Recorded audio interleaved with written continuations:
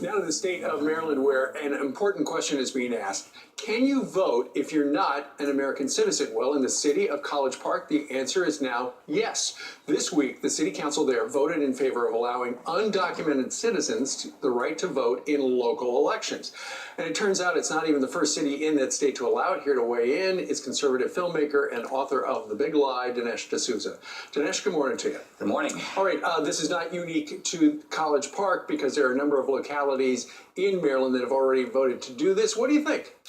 Well, to me, it makes no sense because of what citizenship actually means. Citizenship is a kind of bargain among citizens of a country. It comes out of a social compact with certain rights and responsibilities. For example, why would I fight for my country and die for you if you wouldn't be willing to do the same for me? So This is a very reciprocal deal. And the whole idea of letting non-citizens vote and shape the governmental process, that falls outside the social compact. Sure, but Dinesh, the argument they make is, look, these people are in the country illegally, but they're paying taxes, they're impacted by the schools and emergency services, they should have a say in it.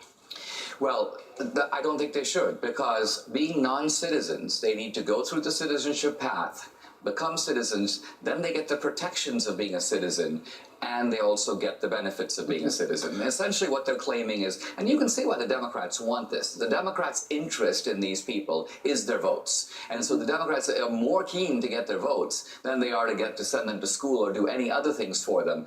That's the main political problem. There's a divergence between the interests of a political party and the fundamental meaning of citizenship. Absolutely. Ultimately, though, if that's what the people want and the town council to vote on it, I guess that's what they get. I got to ask you about the news of the day, and that is there was this big dinner last night at the White House. It sounds like they have agreed to go forward to work on a deal toward DACA, and the president says it has to include increased security for our nation's border, but there may not be a wall involved in the funding in this particular thing. What do you think about that?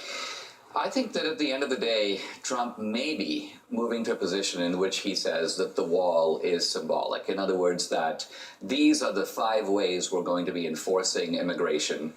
These are the ways we're going to be securing our border. So I don't need the wall to keep us safe. Exactly. I have an electronic wall. I have 10 different ways to check identities. I have all kinds of enforcement within the country. It may be that there's a way to work this out that doesn't require a wall. Are you okay with that? I'm okay with that.